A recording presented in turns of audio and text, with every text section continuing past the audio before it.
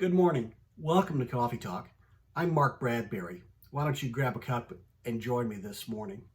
Hey, let's get serious for a few minutes, okay? The end does not justify the means. Now, some months ago, I posted a video which spoke of the riots, the civil unrest, and the violence that had arisen in our country. You may remember that last fall.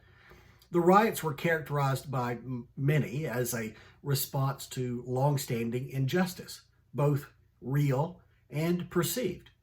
My bit of coffee talk wisdom at the time was simply this, that we would all be wise to not confuse the goals and methods of peaceful protest with those of destructive and riotous behaviors.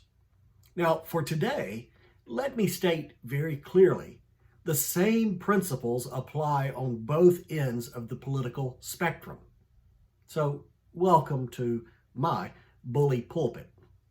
Honest and peaceful protests are good and honorable, but the opposite is not.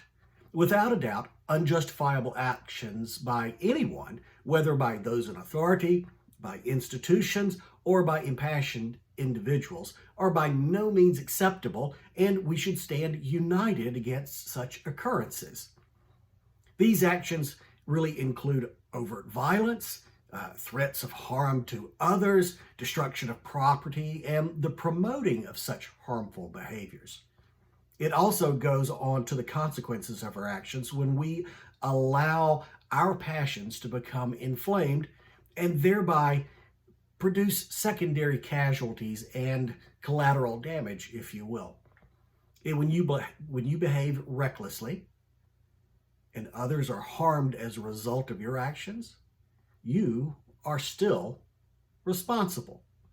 Now, let's go even further, if we will. When we hear words like today, like sedition, insurrection, and incitement, we should be mindful of the fact that these are not words of peace. No, they're terms that are born of conflict, of selfishness, and of sin. That's right. No matter who you are or how just your cause is, the end does not justify the means. Now, Proverbs says it another way, but just as well, there is a way that appears to be right, but in the end, it leads to death.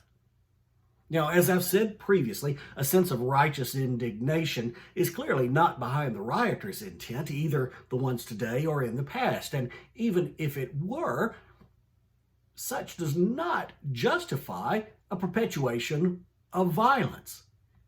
Two wrongs don't make a right. You can't knowingly commit wrongful and illegal acts, even if you're doing it for a noble cause.